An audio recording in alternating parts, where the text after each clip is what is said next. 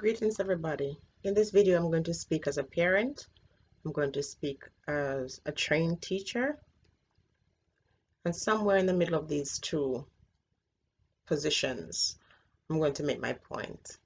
But first, I want you to listen to something.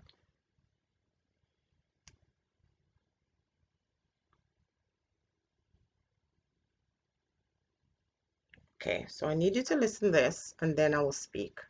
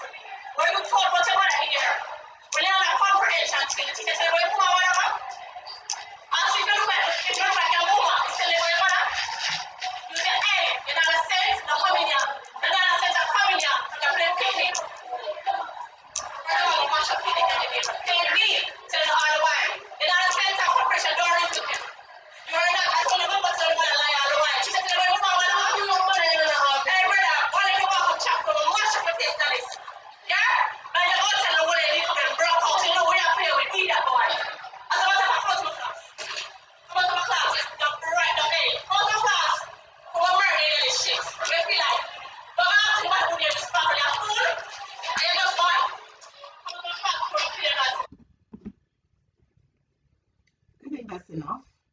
Hopefully the audio is up. This is audio's courtesy of RAWPA. I got this on his channel. Now, as I said earlier, I'm speaking as a teacher. I'm going to speak as a mother. Okay, but one of the first things I'm going to say as a teacher, and I'm speaking in reference to Jamaica. Some years ago, I was in a classroom in Jamaica, and I heard two students quarreling outside the door. And one girl was telling the other girl to go and do things to her mother. If you're Jamaican, you know what the popular thing is, what to go and do to her mother. And I thought to myself, oh my goodness, these kids are outside and they're having a fight and they're unaware that I'm inside the classroom. So when I open the door and they see me, they're going to be so shocked and they're going to run away. I open the door and I'm like, hello, excuse me. And the girl looked at me and she said, I'm sorry, miss. I didn't know you were in the classroom. And I thought, okay, well, she said all those things because she didn't know an adult was around. And she went down one door and she started telling the girl the same thing again when I went back inside the classroom. Also had another experience where this girl decided that she was not going to do any work. She's just going to read her romance novel. And I couldn't ask her to put it away because of her attitude. So what I'm saying to you here is that as a teacher, you have to have unlimited patience. And Jamaica is not the place that it used to be when I was growing up. It ceases to be in that I'm here 30 years. So that was a long time. A lot has changed. Our culture is now open to, learning more about the world through social media, through the internet and all that. So having said that, the changes in our behavior is not necessarily just about the kids being wicked. It's the society, the environment in which they live. However, as a parent, when I listen to this, and I listened to that teacher, I also want to say that as a teacher and as a parent, that behavior is very common. Okay? As a teacher and as a parent, I'm going to say that when children hear those words, the terms handicap used in that way, imagine if a person had disability and heard that coming from a person in authority. Imagine how that child would feel. Imagine the kind of culture you live in where, as a teacher, you feel so comfortable saying these things. Now, the level of frustration and the level of rage that is measured in this video demonstrate a lot of things. But this teacher is not alone. A few days ago, I made a video saying to you that it's not just the parents, because the parents, are quite responsible for, some of the things that are happening to the kids in their homes. But what I'm saying when I say the government is most culpable is that it doesn't make any sense for you to make policies and not enforce them. So having this thing on paper alone does nothing except make you look like you're just biding time. You don't care. People are supposed to implement the things that we call policies, or these policies are created for what reason? Just to have a meeting, to decide to have a meeting? No. So when you hear that female speaking to that teacher, as a teacher, I understand the level of frustration in some regard. As a teacher, I understand that the kids are different from how they used to be. Now, you can't bully kids anymore because they're going to talk back to you. And I'm saying there must come a time in a teacher's life when he and she says to themselves, I'm not able to give this anymore. I'm required to bring a certain professionalism to the job. I'm required to bring a certain kind of patience. I'm required to be the type of person who wants to influence the kids in a positive way.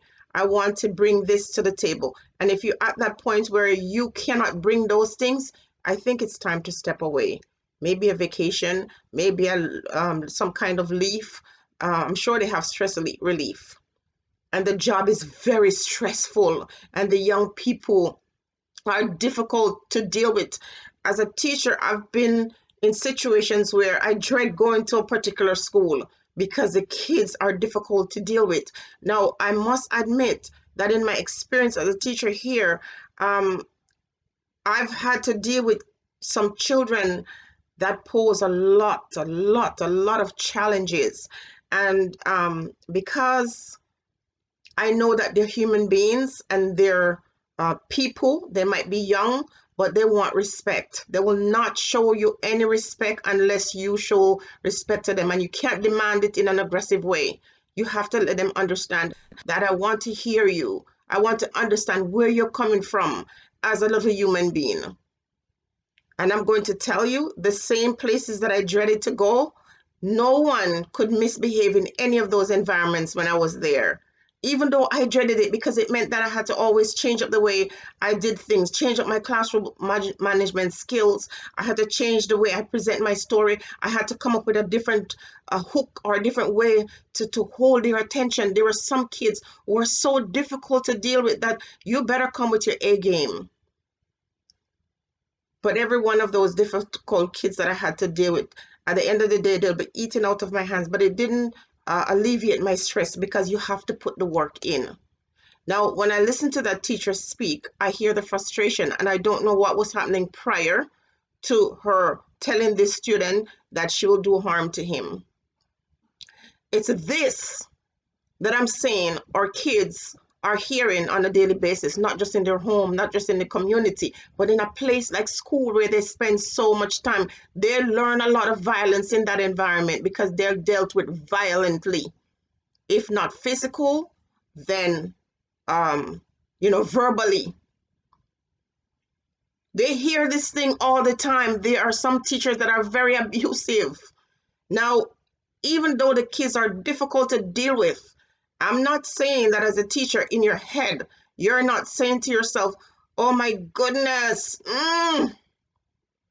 because you're a human being. But there's something about that level of frustration that gets taken to another level. where you are now threatening to harm a child.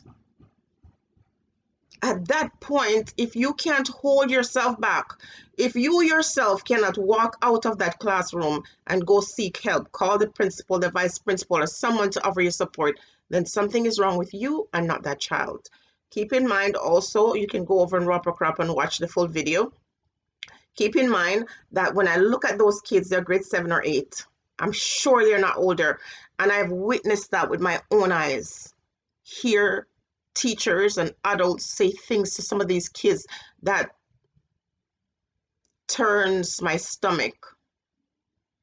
Talk to them in ways that is so disrespectful, derogatory, because I guarantee you, if that was a prime minister's son, there's no way she would have talked to him that way. That means it doesn't matter how stressed you are, you can control. If that was a teacher in the school or some principal or vice principal's child in that school acting out, there's no way she would have spoken to the kid that way. So no matter what's going on with you, no matter how frustrated you are as a teacher, you can still control yourself. And if you get to the point where you're out of control, then it's time to take a break. See, I started out saying I understand the level of frustration that some of these teachers are going through. And let me also tell you another story, that when they get paid at the end of the month, that money is gone. Some people by the end of the month cannot find money to come to school, cannot find bus fare to come to school. Some of them don't have lunches. I mean, in other parts of the world, teachers are paid well. In Canada, you're paid very well. You understand me? And the benefits, teachers, have good benefits here. In some ways are secured. And when you are getting the training, how to deal with stress, how to deal with behavioral kids, because some of these kids have behavioral issues because there are other stuff going on intellectually and otherwise. Some of these children act out in the classroom because some terrible things are happening to them at home, in the community. Some of the kids, because they're young, they're not trained, they live in an environment of violence at home, in the community, at school. They're not taught how to process these things. They're not taught how to deal with their rage. And then when they look and they see the adults, they're role models, behave the way they see them behaving. What do you expect? So when you see these kids going to the parliament and was presenting their story, this is the point I was trying to make. And there's a lot more stories I could give about teacher-student relationship, about what I've heard myself or witnessed myself happening to children. I've heard teachers say, we can't beat the kids anymore. That's Jamaica. Let me make that very clear. I can't beat the kids anymore, but I've put away my money for my lawyer to defend myself when I broke them up. There are teachers who are so abusive that they say to themselves, I will put aside money for my lawyer. They will rather pay a lawyer to defend them than figure a way how to either leave the profession or how to at least manage themselves while they're in it. It's not an easy job. Mind you, it's difficult. But you have to say to yourself, am I doing this for the money? Am I doing this because I'm trying to help raise the next generation? Am I trying to influence the next leaders of this country? So the violence begets violence. As a parent, if I saw that, of course I'd be upset with my child for talking and acting the way that boy was acting. I don't see the whole video, but he was being very argumentative. But at the same time, I would look at the teacher and say to myself, maybe it's time for you to take a break. Violence begets violence. The culture of violence in Jamaica is breeding more and more criminals, broken people, individuals who don't know how to control themselves, because the ones who are in positions of power, who should exercise the greatest control, are not doing that. Stay blessed, everybody.